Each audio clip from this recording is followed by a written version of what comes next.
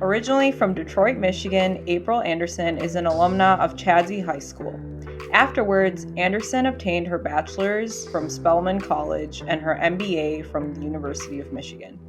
She began baking at the age of 9, making treats for her family on a regular basis. Good Cakes and Bakes opened off the Avenue of Fashion Strip in Detroit 6 years ago, and the pastry shop specializes in desserts made primarily with organic and locally grown ingredients, including the house specialty gooey butter cake. Anderson opened her organic bakery, Good Cakes and Bakes, in Detroit with her wife Michelle in 2013, and has created a name for herself nationally. She has baked for Oprah Winfrey and has appeared on a panel about Detroit with President Bill Clinton during the CGI American event in April 2015. She was also named as one of the 15 Changemaker chefs to watch.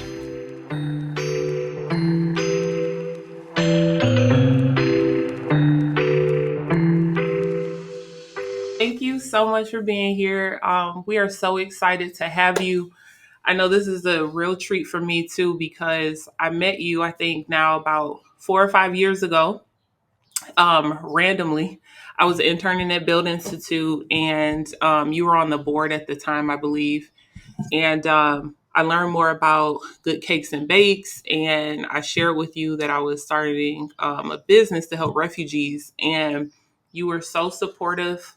You immediately said, "Hey, just let me know whatever I can do." You didn't even know me. This was the first interaction, right? So you were like, "Just let me know what I can do. I'm here. If you need to do a packing party here, whatever."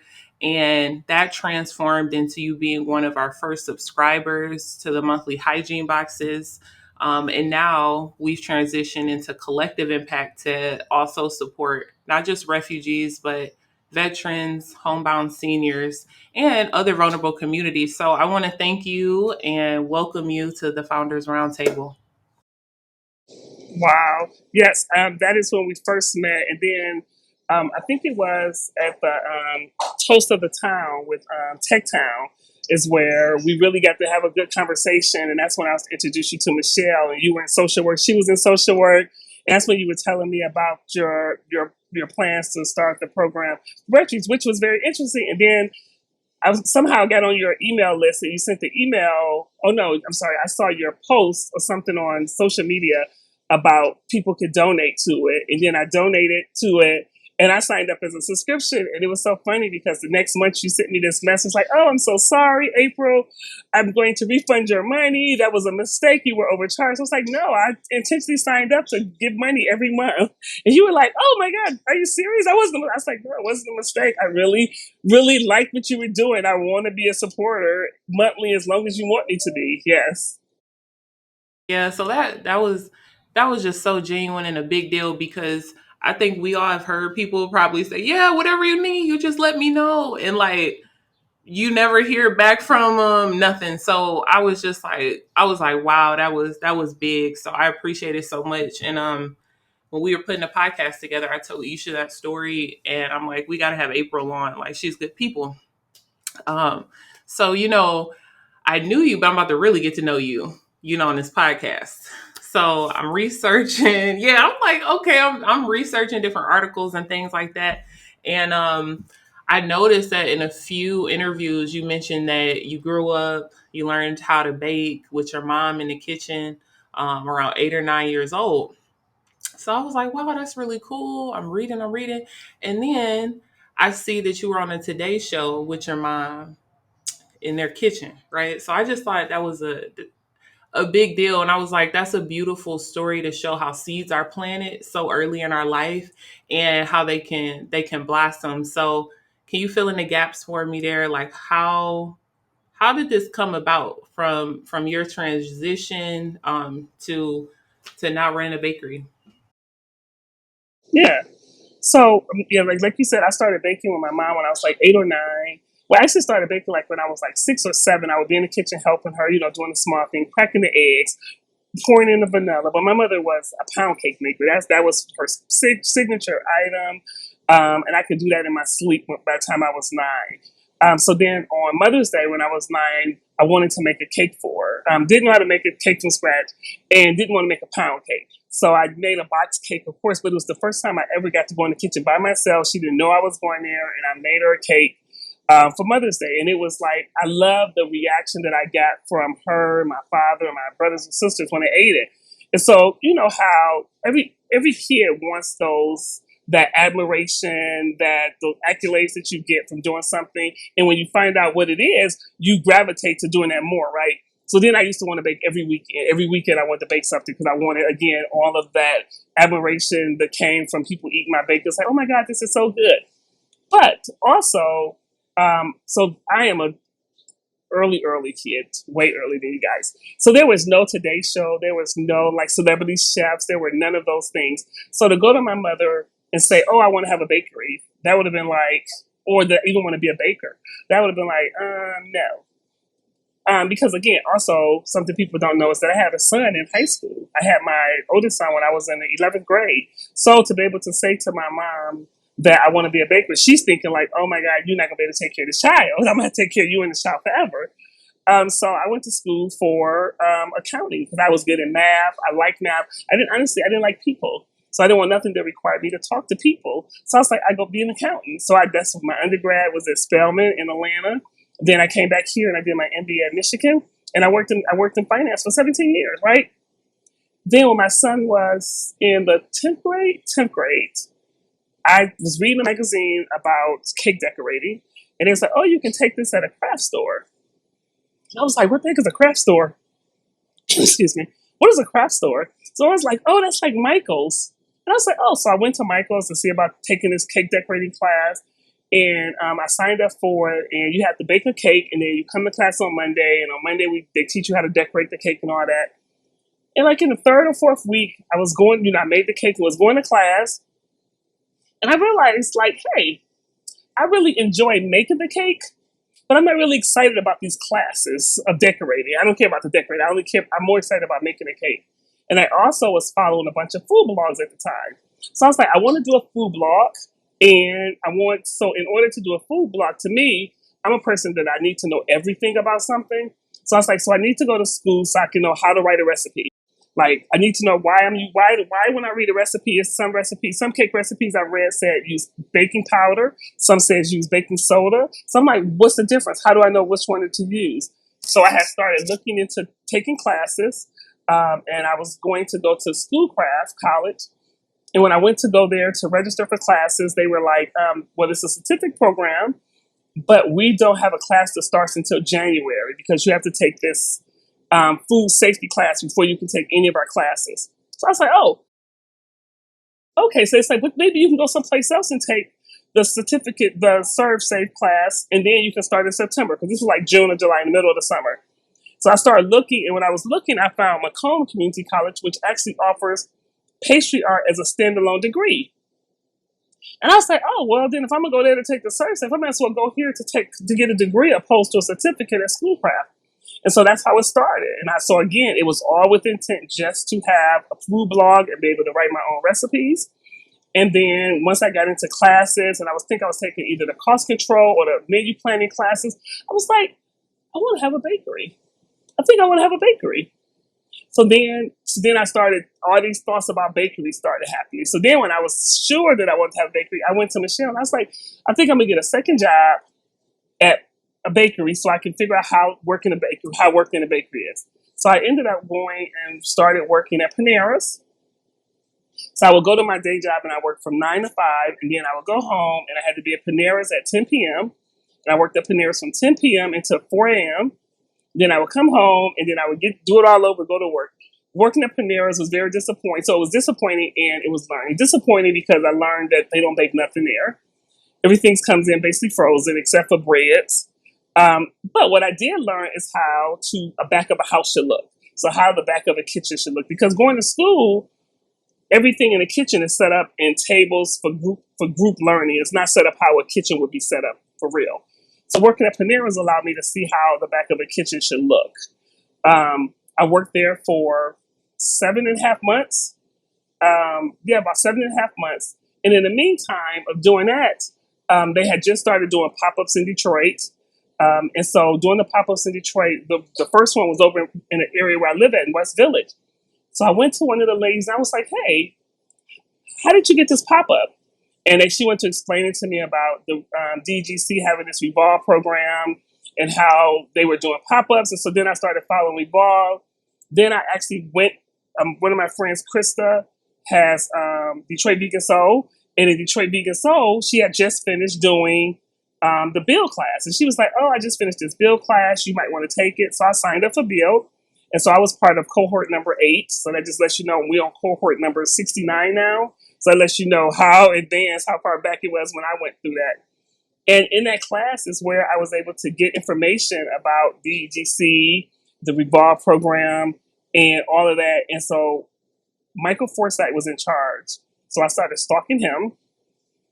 And I called in to work one day where I went to my supervisor and I said, hey, tomorrow this guy that I really need to get to know is having this workshop on pop-ups. And I really need to go. So do you want me to call in tomorrow morning or are you just going to give me the day out tomorrow? He was like, take the day off. So I went and I talked to Michael Forsythe. This was in February. And he was like, well, I'll be doing a pop-up over on the Avenue of Fashion in May. So if you're still interested in May, send me an email and let me know. So in February, I put that in my calendar, like, hey, I need to, reach out to Michael Forsythe May 1st. And he was like, oh, great, you did reach out. He was like, it's going to happen the last week of May. If you want to do a pop-up, you can. And I was like, oh, I do. So I literally went home and I said, Michelle, hey, I want to quit my job because I want to open up a bakery. And Michael Forsythe said that he was going to have spots open in May for us to do it. This is when I talked to him. And so I literally gave my 2-week notice. The second week of May, my last day of work was May 31st. And that was actually the first day of the pop-up. So I did a pop. And so up until that point, I had never sold to people. So even though I wanted to open a bakery, I had baked for friends and family when I was in class.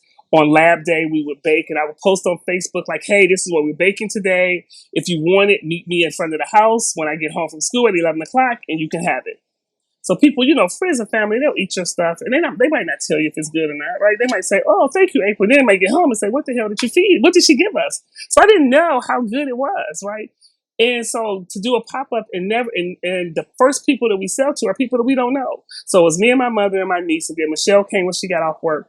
But people were loving our stuff. So we was there for 3 days. They were loving everything. And they were like, oh, you should open up over here. You should open up over here. And I was like, so even though I said I wanted to open a bakery, I gave my 2-week notice. In my head, I felt like I still need a whole year.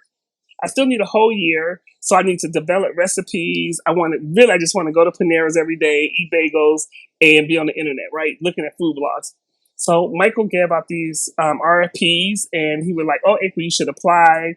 And I was like, no, I'm not ready. He was like, but you should really apply. People really loved your stuff and they really want you over here. I was like, okay, let me think about that. But I kept saying, no, I don't want to open it because it said on there that, people would be expected to either do a pop-up or permanent location the week of September 19th because it was all part of Detroit Design Festival. So everything culminated to the last day where it was Light Up Livernois, where all these pop-ups and businesses would have to be available to be seen on that day. And I was like, I'm not ready for that. So Michelle took the proposal because in her head, she was like, oh, you need a job. You quit your job. We need this. You need to be opening up this bakery. So she took it. I was like, no. So I just left it set there. This was in May and it had to be in by July 5th. July 5th, Michelle kept saying it. So I read it and it said, but hey, even if you don't win, you're still eligible for free technical assistance. So I was like, oh, well, maybe we should apply. So in a year, I can use them for like legal. I can use them to help us find a building or whatever. So at July 5th at 4:55, it had to be about 5 o'clock. At 4:55, we had submitted our business plan. Again, I did not expect to win. I only wanted my name to be on a list so I can reach out to them in a year. Well, we won. And we have 6 weeks to open. So we have 6 weeks to turn this space that we're in now into a bakery. It used to be a teacher store. Then it was an African braid store. Then it was an African retail store. And so it was just like total open. So we had to put in a bathroom. We had to put in plumbing. We had to put in sinks. So we had to do all this in 6 weeks.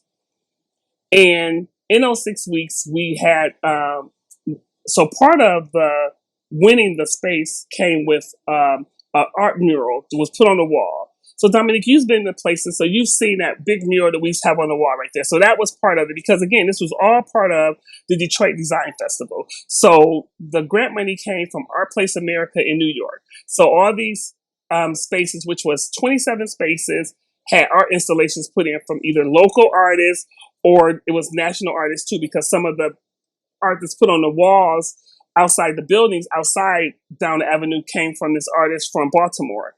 But the artists who did ours, we had 6 artists who worked in here on our space, and they were from Detroit, they was from New York, they was from California, they was from New Orleans, Chicago, they was from all over the place. And so all of this had to happen and open by September 19th. That was the day that everything opened up.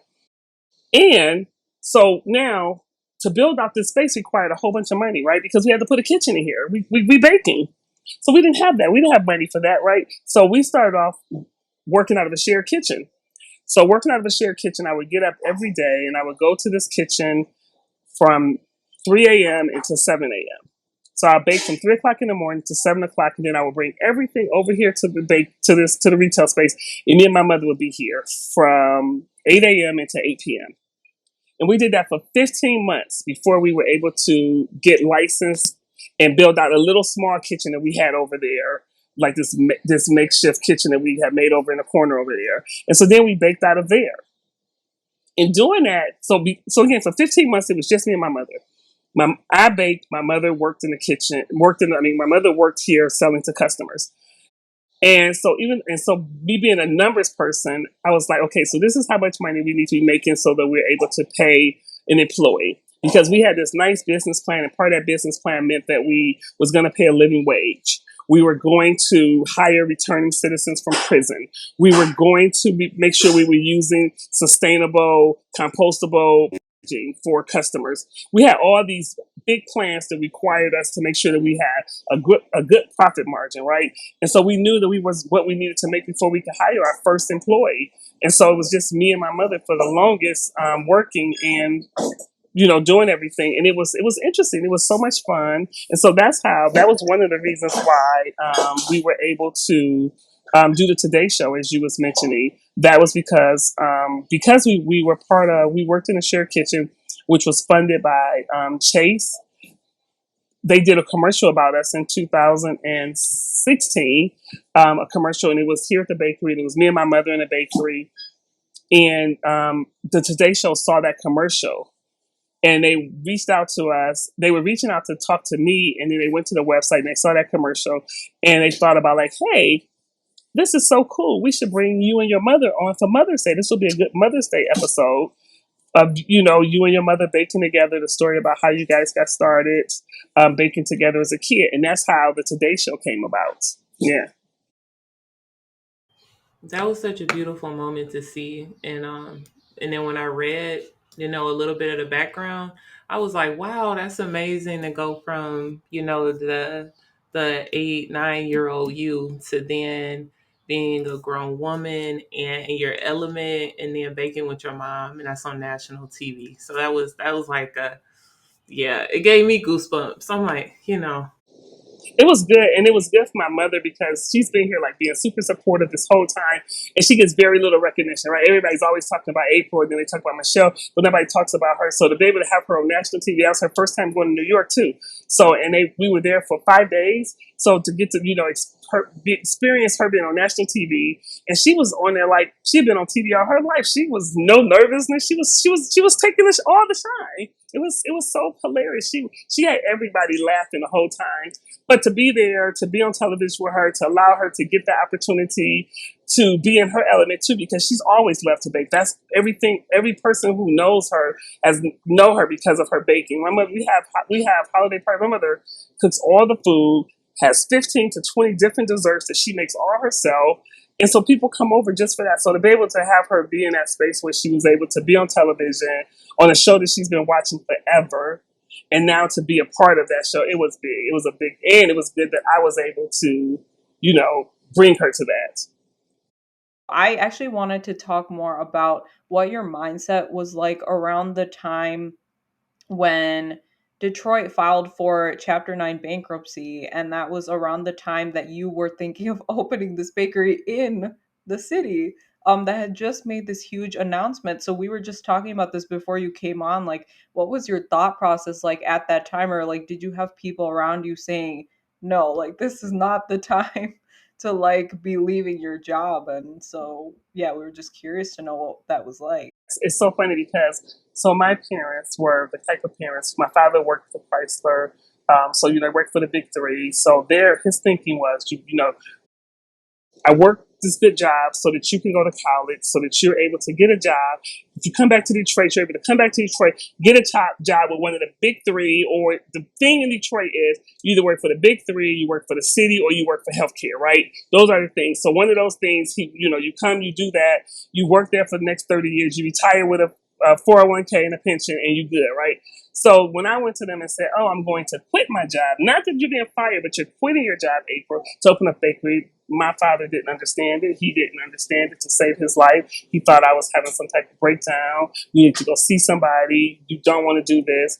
He didn't understand it. And so now you ask him this question, he would be like, "Oh, I knew it." When I got to bake for Bill Clinton, and they came to the bakery when he was here for the funeral, for Aretha Franklin's funeral, and you let my father tell it, he would say, "Oh, I knew she was going to be great. I knew it."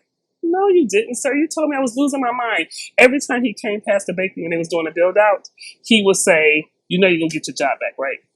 You know you get your job back, right?" I was like, "I don't want my job back." And so again, like you said, a month before they filed bankruptcy is when I left my job and said I was opening up a bakery. And it's so interesting because a week after we were awarded the space and we were in the process of moving in, and the city of Detroit the FBI started an investigation and came and arrested 6 of the inspectors for BC. So we had no inspectors to come out because they all got arrested. Like I'll tell you, a week before we started our build out, 6 inspectors got arrested, 5 got fired. So they went from having 17 inspectors to having 4 inspectors down in BC to do the whole thing. So that's why it took us 15 months to get licensed here, because they had no inspectors, and the inspectors that they did have, they never talked to each other. So we would have an inspection. They would come, they would say, "Okay, you need to do this, this, this." So we would have the electrician or whatever come and do it. Then we would call for our final inspection. A whole different inspector would come out, and he would say, "Oh, no, you didn't need to do that. You need to do this. You need to do this." I was like, "Wait, but look at this paper that the last one gave me." So we did this. We went back and forth with this for almost a year before I finally was able. So also along with that came a new mayor. So 2 months after we opened up is when Mayor Duggan was elected, right? November. We opened in September. He was elected in November. So a whole year went past of going back and forth with the inspectors. And I happened to get invited to come and have a roundtable with the mayor. He wanted to talk to small Black business owners because he was trying to figure out a way that what was going on where small businesses were not being able to access some of the resources. Black business was not able to access some of the resources that was happening in the city. He was hearing that over and over again about how new businesses, white people were coming into the city, opening business and getting all these resources that Black people wasn't. So he wanted to have a conversation with Black business owners. And it was at that meeting where I was able to express my frustration with not being able to get licensed here in this space, the inspection process. And he literally sat down with me. And at that time, he had just brought the fire marshal over from the former fire marshal over to take over BC. And we had a conversation. And he literally, a week later, sent someone out, got everything straightened out where we were able to get our final inspection completed. And so a month after that is when we was able to finally put an oven in here and start baking. But for 15 months, we went back and forth about that. And it was so much stuff going on. So people thought I had lost my mind. The city is filing bankruptcy. All the inspectors are corrupt and got arrested. Why would you want to open a bakery here? You can go to Novi, you can go to Royal Oak, you can go to North, you can go any place else. Why in the heck do you want to open a bakery in Detroit? That was the main question everybody asked. Why Detroit? There's so many other places you go. Y'all might not even be, y'all got emergency financial emergency planner. Y'all inspectors are corrupt. Y'all got a new mayor. Why would you want to be here, April? This is where I was born and raised. This is what I know. I've gone away to school, other places. I've lived in other places. This is what I know. If I'm going to start a business, if I'm going to take this new venture that I've never done, I want it to be in my hometown. I want it to be where I know people, right? So people thought it was crazy. Yes. That shows such a great deal of perseverance though, and I think we hear that over and over again in all of the founders that we interview. Is just like, people just don't understand in the beginning, but as long as you see the vision somehow and keep pushing through it, they'll understand at some point. And like your Right, dad was exactly. And they'll be saying, like, oh, I I knew knew it all was going to along. be. Yeah. Right?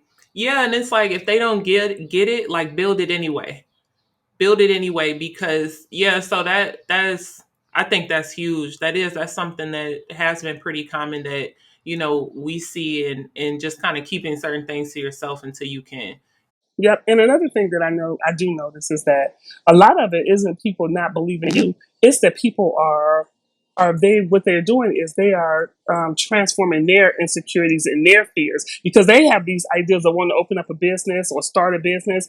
I'm good at this. I would love to do it. But it's that, oh, but if I fail. And so then when you say it, all of their fears that they have about themselves, they portray onto you when they say, oh, but do you really want to do that? You're going to give up your income. You're going to give up that security. Those are all the things that they have the fear of, right? And they're just saying it to you and then when you do it, and once you do it and it's working, sometimes I've gotten where people who were scared to do something but seeing what we've done have said, oh, maybe I can do it. I'm going to start slow, but maybe I can do it. But all those people who have doubt, 9 times out of 10, that doubt is their own doubts. It has nothing to do with them not believing in you, not believing in what you plan to do or what you're planning. It's their own fears. And they just put them off on you. And you just have to know not to take it personal and not to let that waver you. If you have a strong belief of doing something, then yeah, you got to keep doing it.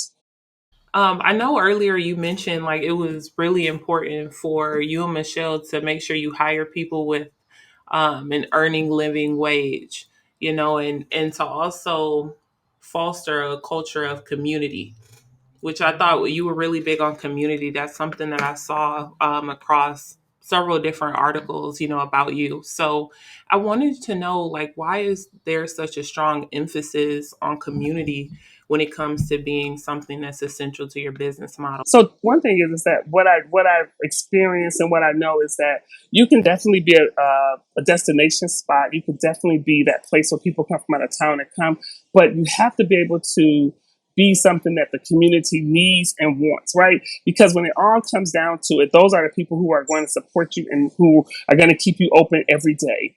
And it really came to fruition during the pandemic when we had to shelter in place.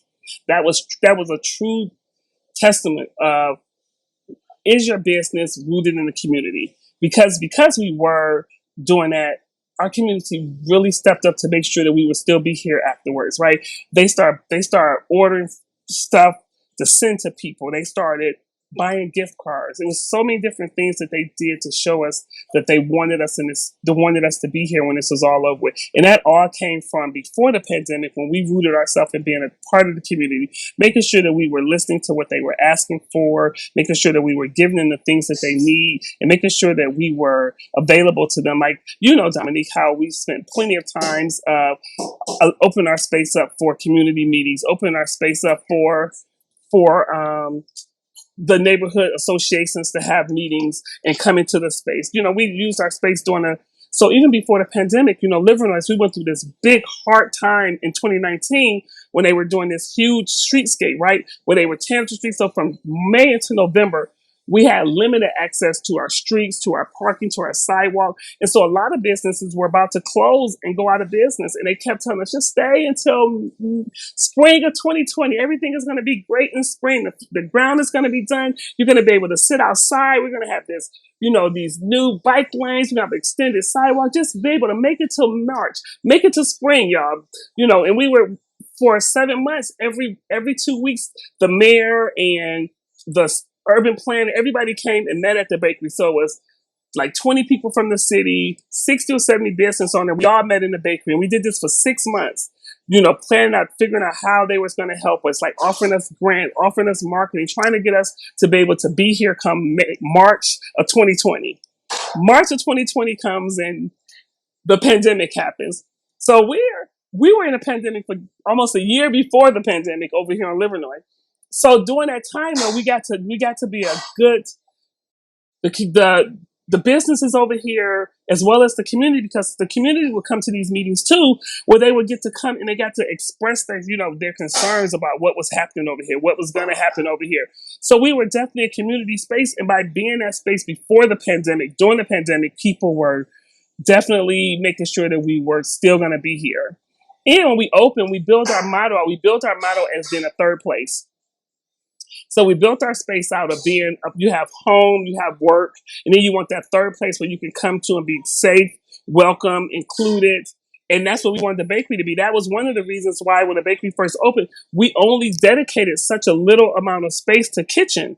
The most of the space in the bakery was dedicated to sitting, and that was because we wanted people to be able to come and sit and not have to buy something to be here, but just be able to use the space. And we made it so that it was very modular, like so everything could be moved around to accommodate whatever event was happening in the space. So I know that is one of the reasons why we have been so successful and had so much growth during this pandemic, is because our community really, really had was rooted in us before the pandemic. And so during the pandemic, they knew that what the things that they needed and wanted, we were here to offer them.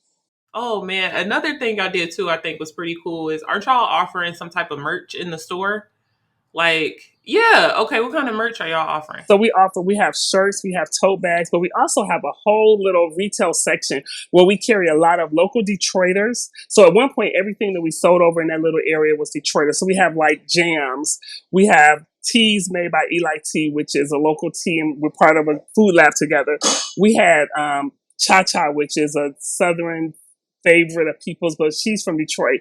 But during the pandemic, we were able to expand and offer more, but we still focus on making sure that we have Black artisans products there, but we want to have unique stuff that you can't find someplace else in Detroit. We have this one lady out of California, young Black girl. She has this hot sauce. It's so delicious. So we carry her hot sauce. We have this lady who makes these different types of honey. You got this hot spicy honey, you got this sweet honey, you got this, we carry this lady who makes smoked chocolate chips, all these different unique items that we carry that you can't get other places is in that area, but they all are small food artisan, and like 90% of them are Black or people of color food artisans that we carry over there. But yeah, we've known for a while that we wanted to make sure that we had like t-shirts, because people was asking us early on, like, hey, we should have some good cakes and bakes t-shirts. And I was like, we do. If you work here, you want to work here, you get a t-shirt. And then I was like, well, we really can't hire all y'all. But so we started making t-shirts. And so now we have these cool ones. Like we have one that says, don't you want to butter my buns? And has a picture of a biscuit, because we know we make biscuits.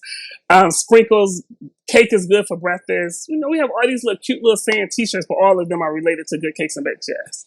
I love it. Yeah, their merch side is pretty cool. Another thing y'all did during the pandemic, y'all pivoted, I think, into what, nationwide shipping. It's like a new Yes. model. Okay. Yes. Yeah. So before the pandemic in 2019, we went on the Today Show. So we originally was going on the Today Show. We were going to sell a biscuit mix, because I have a biscuit that I make that was my great grandmother's, that she taught to my grandmother, that my grandmother taught to my mother, and my grandmother taught me, because my mother didn't make them. She just go to my grandmother and say, make the biscuits. So my grandmother taught me how to make the biscuits. And so we make those biscuits here. So at the time, the recipe was over 120 years old. And so we were going to actually sell a mix that you can make the biscuits. The goal was to like have people, mother and daughters, make the biscuit for Mother's Day, right? Be able to order the biscuit mix, make it at home together. Well, when the producer came here to do like B-rolls here, she tasted our lemon velvet cake. So I guess she went back and talked about it. So then they called and it's like, hey, Michelle was here and she tasted your lemon velvet cake. Can you guys make that on the show? And of course I said yes immediately, because of course I still want to go on the show, right? But then when I hung up the phone, I was like, oh man, if we make that cake, that's what people are going to want us to ship. They're going to want to buy that. I had never shipped I have tried to ship cupcakes. I've tried to ship cakes, and have never get to where they need to get the way they're supposed to get there. So I was like, oh man, we only had 2 weeks before we went on the show, so we didn't have time to try and really plan this out. So we went on the show, we came back, we had over 800 orders, and 90% of those orders were to be shipped. And 90% of those orders was for the lemon velvet cake, and the other 10% was people asking for. So Carson Daly went on our website and he ordered some peanut butter chocolate cupcakes. So the other 10% of people was ordering the peanut butter chocolate cupcakes. So we came back and we tried to figure out how to ship these cakes to people, and we did everything I thought that I knew what I do. I ordered cakes from other bakeries so I can see how it came, so we can figure it out.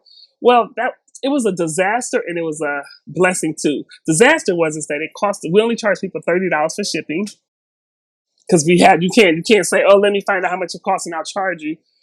Well, some people's cakes was costing me $150 to ship it to them. So I can't go back to the customer and say, "Oh, I need $120 more for your cake." So I had to eat that cost. So I had to keep eating costs, and then some people got their cakes and stuff, and it was a mess. It just looked like somebody had put it up in the box. So I had to either refund their money or reship them another cake. And of course, the cakes that I had to reship was the cakes that was $120 to ship in the first place. So it cost us so much money. But in that time, Goldbelly had reached out to us about shipping because he had seen us on the Today Show. And so at that time, I was like, sure, I would love to be on that. I actually had reached out to you guys before you reached out to me.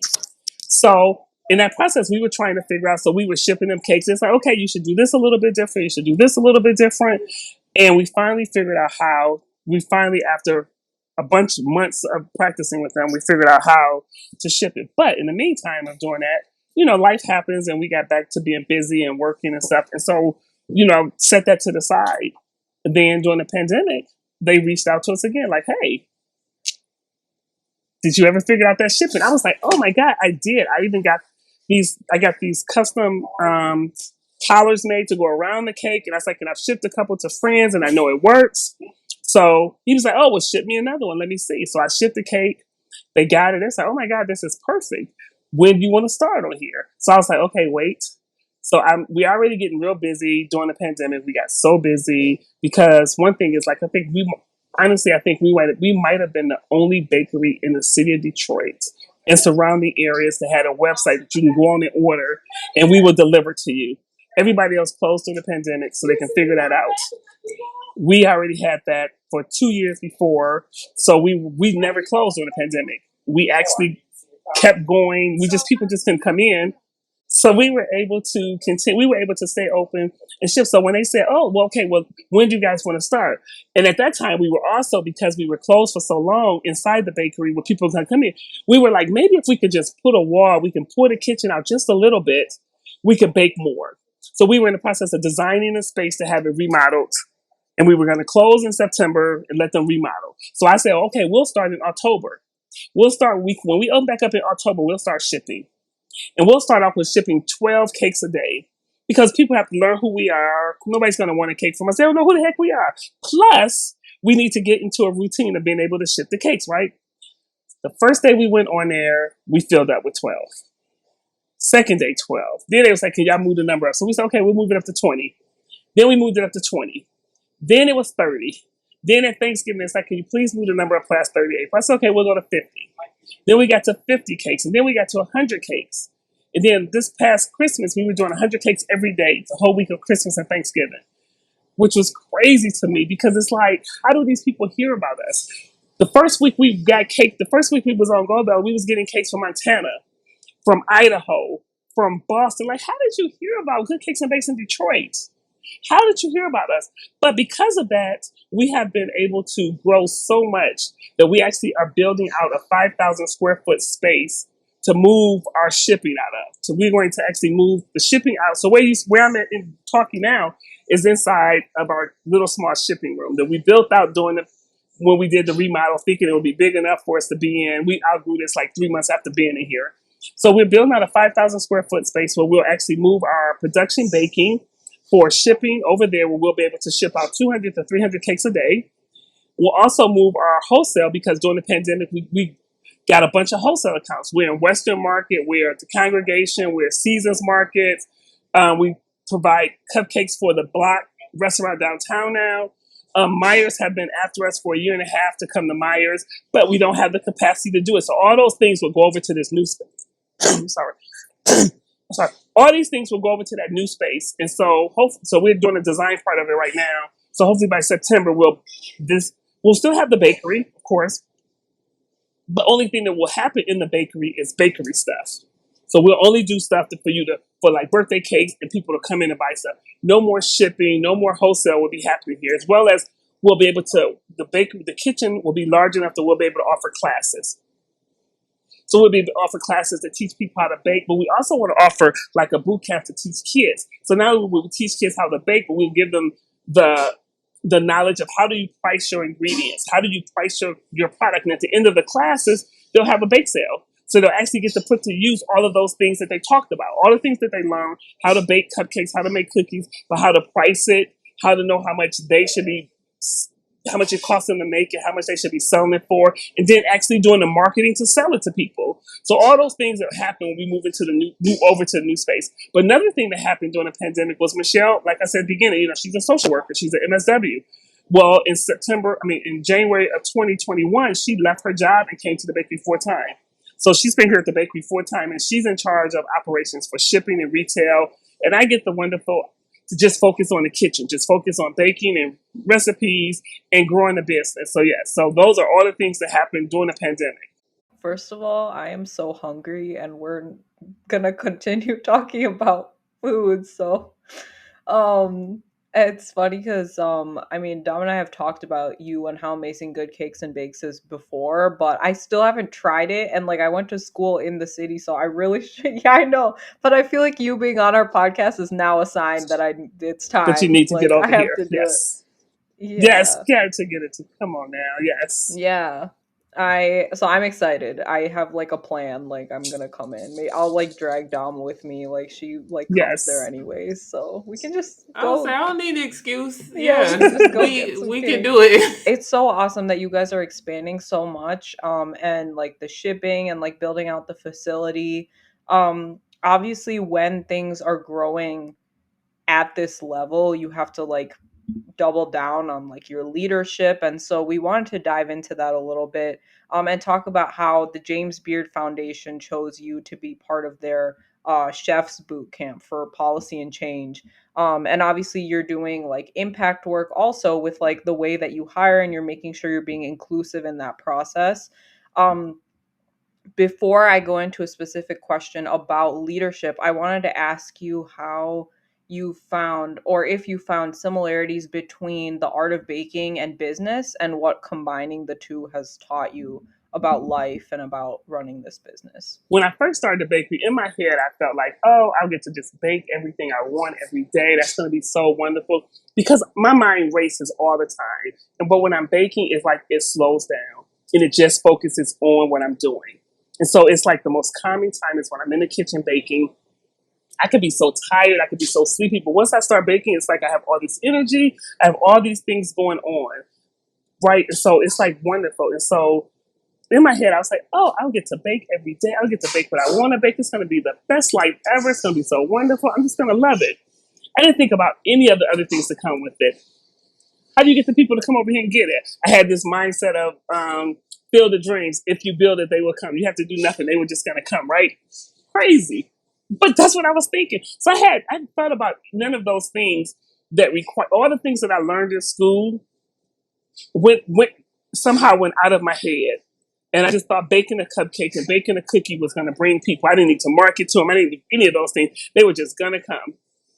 Then it started, and it became so like stressful, because at the point we started hiring people, I was like, oh, I need to hire people who have some baking skills, right? Because I'm not going to have time to train people. And I've come to find out that the people who have no experience are the best bakers, because I can teach them exactly how I need them to be.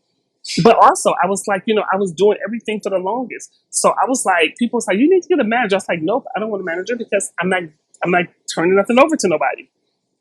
But as we continue to grow, I realized, and then when Michelle came on, I need a manager. So I decided I was going to get a kitchen manager. But when I got this kitchen manager, so these are the things that you do, and in hindsight, you need to do better. So I brought on a kitchen manager. I didn't have like a job description on what I wanted them to do. I just brought her on. She was great at the beginning, but it was like I did the total thing that I didn't want to do. So I am either one end or the other end. So I'm either not going to give control, or I'm going to give control. And I gave all control. I literally stepped out of the kitchen. I got an office in Royal Oak at Bamboo, and I was there every day, all day. Do what y'all do over here, I'm over there. Wrong thing to do. So of course I learned the hard way that that was the wrong thing to do. So two things is that baking is wonderful. Running the business is wonderful if it's done correctly. And how is it done correctly? Is by having systems and processes in place. Everything is in my head. So I'm slowly, surely, 9 years in, getting it out of my head onto paper. So the next time I bring a manager on, I'll know exactly what they need to do and what I need to continue to do. Because what I need to do is, even though I want to get out of being in the business and more on the business, I still got to have a place inside the business too. I can't just give it all away and walk away and then expect someone to just run it that way, right? No, they need to have some systems and know exactly what it is they want to do. Because what it was, I didn't even think about that because in my head, I wanted to do this. I was going to do this everything forever. And I listened to this book. I'm not sure if you guys ever heard of it. It's called E-Myth by Michael Gerber. So I'm a person who listens to audiobooks all the time when I'm driving. And I literally was in my car crying when listening to that book because I realized that I wasn't a business owner. I was a technician. So in that book, he has one of his case studies is this young lady who has a pie shop. And she was like talking about, oh, I make the best pies. I do this, I do this. And I was like beaming, like, yep, that's me. I make this. And he was like, oh, you're not a business owner. You're a technician. And she was like, what? He's like, you're a technician. He was like, if your business can't run without you doing something, you're not a business owner. And at that point, I realized, like, this whole time, I have built this on, and I think that I was 3 years in by the time I listened to this book, 3 years in. I have built this business on me providing the best desserts to people. Not me running the business, not me hiring people to make the best desserts, but me doing all of that. And I really, at that point, I started realizing that I really have to change things. But as we were growing, it was just me doing everything, right? Michelle was working her job. My mother only wanted to be here. She was retired. She only wanted to give as much as she can give. So I was like, when am I going to have time to run the business if I'm always in the business? Right. And so then as we grew during the pandemic, I said, okay, maybe it's time now to get managers as we grow, do this. But I had never planned out what those managers' job was going to be. And so then if you remember further into the book, he started talking about how the other guys, the two brothers who opened the business, who was doing the widgets, how they brought on people and they did what I did, which was just turned everything over. Oh, you answering the phone now? You was my accountant. But hey, we're busy. Can you answer the phone? Oh, great. You got that down. Oh, here's a new employee. Can you show them what we be doing over here while I do this? And next thing you know, he was gone. The accountant was now helping train people. Then that person was training people. And then all his big customer service and business started going down because nobody had a system. Everybody was doing it their way and they was showing it to the next person. And that's the same thing that happened here when I brought on the kitchen manager. Because she had no systems in place, everybody was doing everything differently. And I started getting complaints from customers. April, stuff don't taste the same. This is not happening. This is not happening. And so all of that came to is that one thing that I know, even though I love to bake, there's so many more parts to running a bakery than just baking. The baking is the easiest part, honestly. That's the easiest part is baking. The hard part is all of the other things, doing it, but also finding a team and a leadership who understands that and want that. Yeah. No, I love that. And I think I also wanted to ask you about specific things from the boot camp experience that like may have helped you start thinking about things in the way that you just mentioned. Like, what were some of the key lessons that you managed to take away from the program that showed you how to like sustain your creativity as a founder, but then also like focus on the operations side? Yeah. So those are not the type of things that I learned at bootcamp. I honestly learned those type of things. I just finished a James Beard Woman Entrepreneur Leadership program called Well. I just finished that. But what I did learn in the bootcamp was how to use my voice better, how to use my voice for change, how to use my voice to speak to, for example, like Debbie Fabinal. She comes to the bakery all the time. And asks like, what is it we could do different? What could I do different? And I never ever, I always feel like does she really care to hear what I have to say? So going through that boot camp, what that did, it taught me how to use my voice for change, how to use my voice to talk about the policies that affect me and the people around me. And so that's what going through that boot camp was. Because yeah, like I said, I feel like I was, very community focused. I was focused on, helping the community. But how do I go to the politicians, the leaderships who are making the changes? How do I go have this conversation with them? And when do you use the opportunity? When you don't use the opportunity, for example, when they come in a bakery to buy she comes up here to buy cupcakes or cakes with her friends, right? That's not the opportunity to talk to her about the changes. The changes is when she comes and you say to her, she comes and she asks me, like, what can I do? Or if I say, hey, is it a time when we can have a conversation? So knowing when you should have those conversations with them, that's what that was. And like what it allowed me to become more tuned to what was going on in Lansing, what was going on in Washington that affects right here in Detroit.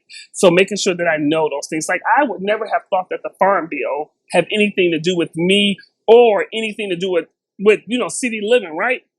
Why would I care about why would we care about the Farm Bill?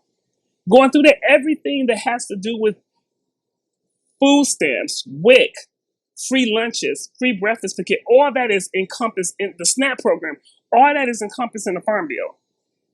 So it allowed me to learn what affects me, my family, and the community, so that I am aware of when it's happening, when it's changing, so that I can speak about it. So learning that, it allowed me I became an ambassador for No Kids Hungry, where I talked about how growing up, I was a part of the free lunch program and how embarrassed I was to go get the free lunch, and how it needs to be more inclusive because kids are not using the program like they should, and you can't use those numbers as your data when you feel like you need to reduce some of the budget. You say, well, the free lunch program isn't working because kids aren't eating it. No, that's not working because kids don't want that stigma of having that green card going up there, right? I'd rather be hungry than go up there and show y'all my green card so my friends can talk about me.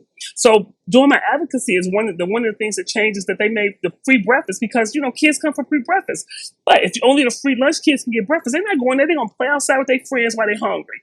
But making the breakfast program inclusive to anybody. So whether you get free lunch or not, part of our change was getting them to change it where anybody can go eat free breakfast. So now we're focused on trying to get them to change it so that people can have free lunch. And in the summer program, how right now you have to go either to the school, to a church to have the free lunch when school isn't in play during the summer program, right? But those programs don't allow for kids to take the food home. You have to sit there and eat it. And in Detroit, sometimes it's 90 degrees outside and 80% humidity. Nobody wants to sit outside and eat a doggone lunch. So allowing the kids to take the lunch home. But also think about this. Some kids got bused to school, or their parents dropped them off at school. So in order to get the free lunch, they got to go back to the school. So that requires them to cross a thorough way to get to the school. Their parents aren't going to allow them to do that. So now they're missing out on that free summer program lunch because they can't get to the school. Why not make it where it's in a whole bunch of different areas that people can go with? Maybe it's a church around the corner from their house they can go to. Why they got to go all the way back up to their school? So those type of things of the boot camp taught me how to speak on those type of things, how to use my life experiences to explain how stuff doesn't work and how it does work. So that was the benefit of the boot camp. So because of the boot camp, that's when I set out to become part of the No Hunger program, where I've gone to DC and spoke to Congress on several occasions about how the way they got programming designed now for kids just doesn't work. And they're using that data as their excuse for how they can reduce the spending on those things, because they're saying people aren't using it. But these are the reasons why they're not using it. Not because it wasn't a good idea. It's because of the restrictions y'all have on it doesn't work for city kids and the kids that this program was designed to help. It's actually hurting them. As a social worker, I just like my hair on my arms just like went up because, yeah, I'm with you 100%, especially with using your voice, because many of those policies and laws are created by individuals who've never grown up in urban cities, who don't yeah, they don't know how it is. I grew up on food stamps as well, so understanding it is a stigma going to the store because your mama sent you to the store to go get something, and then you got to pull out these big old paper, I don't know if you had the bills. card or if you had the paper. So why you got to pull out this book, and then if you were spending over a $5 bill, you got to actually have the book with you. So then all your friends is looking at you, and they're gonna pay. They giving you back. So it was embarrassing. So kids will be like, oh, you know what? I'm just not gonna go. I'll be hungry. I'm not gonna go. I'm not gonna use. I'm not gonna embarrass myself because now for the next week I'm gonna be picked on at school, and I'd rather be hungry today than picked on at school for the next week. Yeah, exactly. Exactly. So I love that you're using your voice. I'm sure Michelle loves it too because, social workers, yeah, we feel like we're giving a voice to the voiceless. And I think what we've seen from like a racial standpoint over the last 2 years is that impact really looks different for everyone. And it's not to say that somebody else's impact is better because you prefer to march, but I do think that it's important that, especially within our community, that we understand how policy and change is actually made on a higher level so we can have some, it could be parallel to what we're doing on the ground floor and we can actually have more change.